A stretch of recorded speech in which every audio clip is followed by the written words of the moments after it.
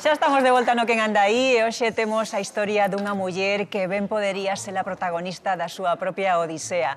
O relato de Fina é deses que representa o difícil que é deixar a túa casa para comezar unha nova vida moi lonxe, verdade, Marcial?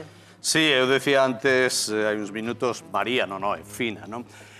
Fina de Tella, levarona para Uruguai con tan só 8 anos, xunto coa súa nai, porque o seu pai xa estaba traballando en Montevideo, xa levaba 2 anos alá, e entón o resto da familia decide marchar para Uruguai.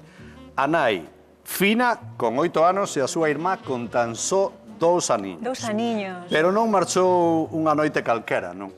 Porque xa ten que ser moi duro marchar, sobre todo nun camión, rumbo a América, con 8 anos, 2 anos, sen saber que vai ser da túa vida, para moito menos emprender esa odisea en Noitevella. Noitevella? En Noitevella. Imaginade, lugar de Tella, concello de Ponteceso, rural, as veciñas e veciños nas casas celebrando fin de ano e elas emprendendo o camiño cara a América nun camión.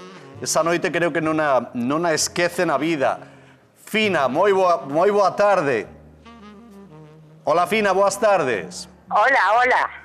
Digo que aquela noite de fin de ano, se non lembro mal, se as contas non me fallan, creo que foi fin de ano de 1948, non a esqueces máis na vida, non? Como foi? Non. Como foi?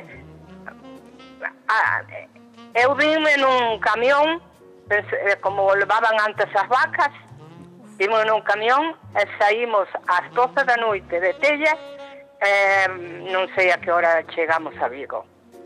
Fui xa de mañá, pero non sei que hora. E despois ese mesmo día embarcamos no Juan de Garay para Montevideo. Estamos vendo a foto dese barco, do Juan de Garay, no que viaxaches cara a América, igual que tantos galegos e galegas, non, para emprender unha nova vida. Pero os inicios foron complicados. Se foi duro chegar nese camión de Tella a Vigo, tamén tivo seu a travesía cara a Uruguai. Os poucos días que pasou a bordo do Juan de Garay, Fina? Pois un mozo, que eu non sei quen era, pero a impresión foi moi mala porque o mozo morreu e tirarono pola borda. Decían ou dixeron que o mozo lle mordera un can en Vigo, na pousada onde estaba, e estaba rabioso. Enfermara, non? A causa desa trabada. Fina, chamame moitísimo a atención que, botando cálculos, sendo ti unha nena tan pequena, de 8 anos, recordes todos eses episodios, non? Tivo que ser algo que te marcou moitísimo. Non hoxe, pero hai uns anos... Hola, non te escoito, Sí, hola, Fina, estamos te escoitando, sí. Hai uns anos eu coñecía o nome de todos os meus alumnos no instituto, que eran 1000 e pico. Boa cabeza ten, Fina. Sí, fala de alumnos porque Fina é licenciada en Literatura Universal pola Universidade de Montevideo.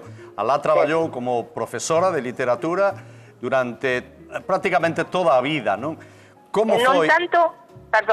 Non tanto dedicada á literatura, sino á secretaría docente de unha institución moi grande. Como foi? Sabemos que os inicios foron complicados, pero despois a vida foi mellorando. Como resumirías a túa vida, a vosa vida en Uruguai?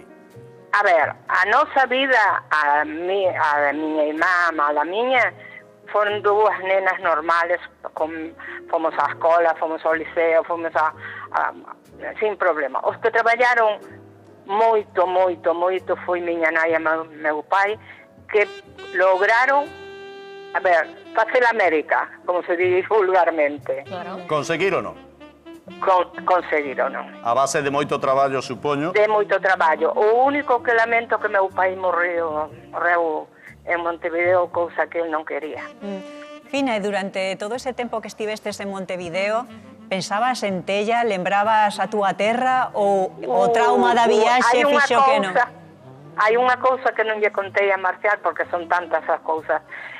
Eu voltei o ano 70. pero non había noite, mentras non voltei, que non me encontrara nunha corredoira de Tella. A morriña, Soñando. non? A morriña. Non, o soño. Xa. Eu, a dormida, andaba polas corredoiras. Eu non quixera rematar esta conversa fina sen dicir algo antes que me parece moi importante, non? Túa nai, cando xa se empeza a decatar de que está no final da súa vida, pídevos volver a Galicia para morrer en Galicia.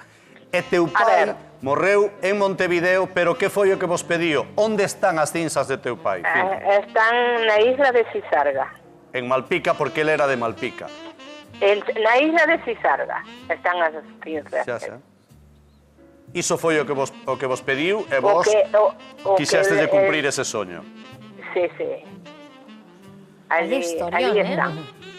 E agora vives coa tua irmá Carmen, esa nena que marchou contigo cando tiña 2 anos e ti 8, vivides xuntas na Coruña, non?